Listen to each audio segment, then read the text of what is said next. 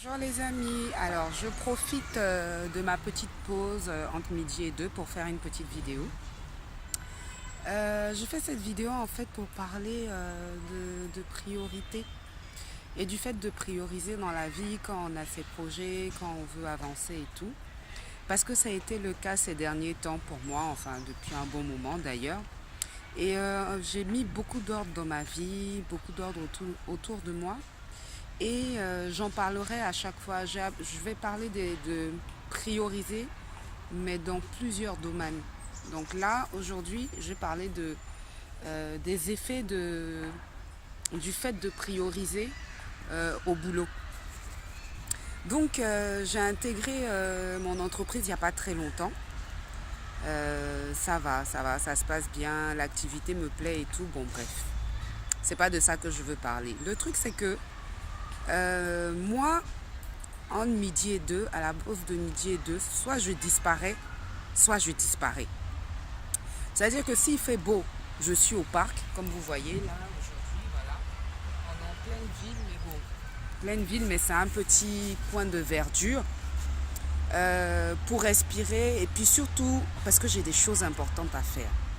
Donc quand la pause arrive, la pause de midi arrive, ce que je remarque, c'est que tout le monde a ses petits groupes, ses petites habitudes. Ils sont hyper heureux de partager leur déjeuner ensemble.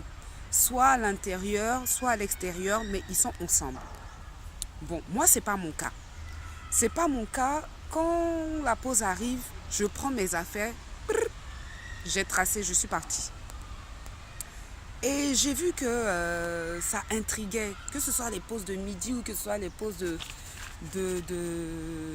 10 heures ou dans l'après-midi. Soit je prends un bouquin, soit je prends mon téléphone, mais j'ai toujours un truc à faire. Mais je suis sympa avec mes collègues, je rigole avec eux, tout ça.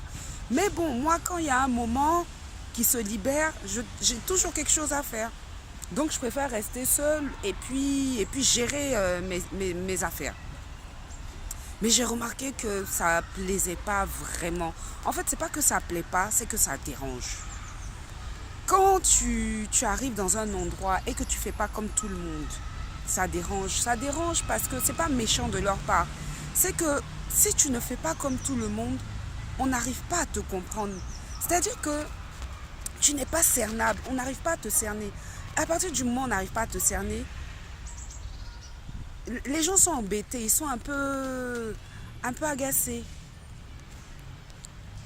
Mais ce qu'ils ne comprennent pas en fait, c'est que moi, quand je vais en pause, je prends 20 à 30, bon, on va dire 30 minutes pour manger.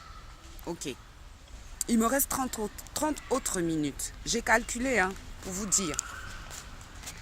30 minutes par jour, sur 5 jours, ça me fait 150 minutes. 150 minutes, tu multiplies par 4 semaines pour un mois, ça fait 600 minutes, tu divises par 60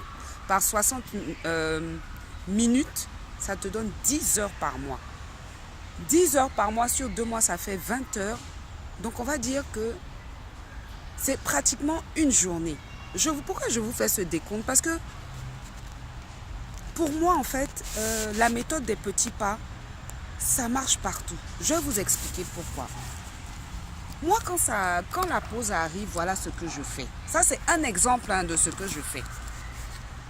Vous voyez celui-là, ce livre-là de Anthony Robbins. Vous avez vu comment il est épais. Il fait 795 pages. Donc, près de 800 pages. Donc, c'est ce bouquin-là que je lis entre midi et deux. Et avant lui, il y avait d'autres bouquins. Et ça, c'est mon petit cahier d'exercices, de notes, tout ça. Vous voyez? Love my life. Ou bien, c'est moi-même.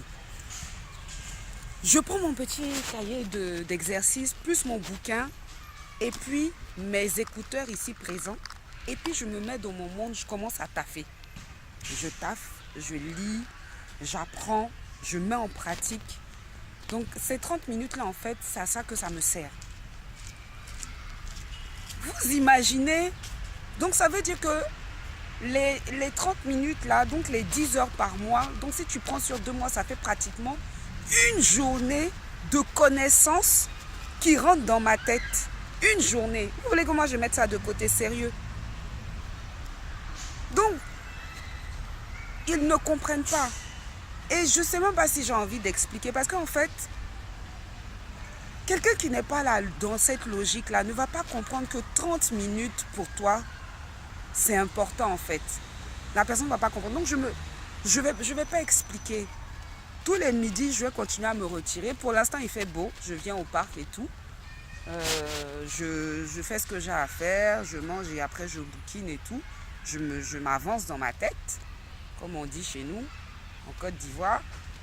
Et puis après, je repars pour travailler. Et puis la pause est finie. Mais vraiment, je ne peux pas m'asseoir entre midi et 2 et puis rigoler, parler de tout et de rien. Alors que ce temps-là, au final, moi, il est précieux pour moi. Il est précieux pour moi, il représente de l'or pour moi. Si pour d'autres personnes, c'est un moment relax à leur façon, je n'en disconviens pas. Non, franchement, il n'y a pas de souci.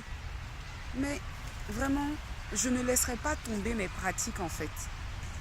Donc tout ça pour vous dire que quand tu commences à prioriser en fait, c'est pas que dans la famille, les amis ou quoi que ce soit que ça peut te poser problème. Ça peut même te poser problème au travail. Ça peut même te poser des soucis, des tracas au travail. Donc voilà, c'était pour vous expliquer que même si vous avez ce genre de problème, si vous avez décidé de prioriser, il faut vous y tenir. C'est pas parce que les autres ne vous voient pas comme eux, ils veulent vous voir, que vous allez adopter une autre attitude et puis changer vos priorités. Non, si vous avez jugé que c'est votre priorité, vous continuez. Donc c'est une façon de vous dire que même au travail, ça peut se passer. Après, il faut être sympa avec les collègues, hein, ça c'est normal. Franchement, voilà, il faut être sympa, il faut rigoler, tout ça. Mais voilà, on n'a pas les mêmes priorités dans la vie. Et s'il arrive que ça se passe au travail, ben, tu prends tes responsabilités et puis tu fais ton truc. Donc voilà, c'était moi. Et puis je vous souhaite une bonne journée. Je fais des bisous. Ciao.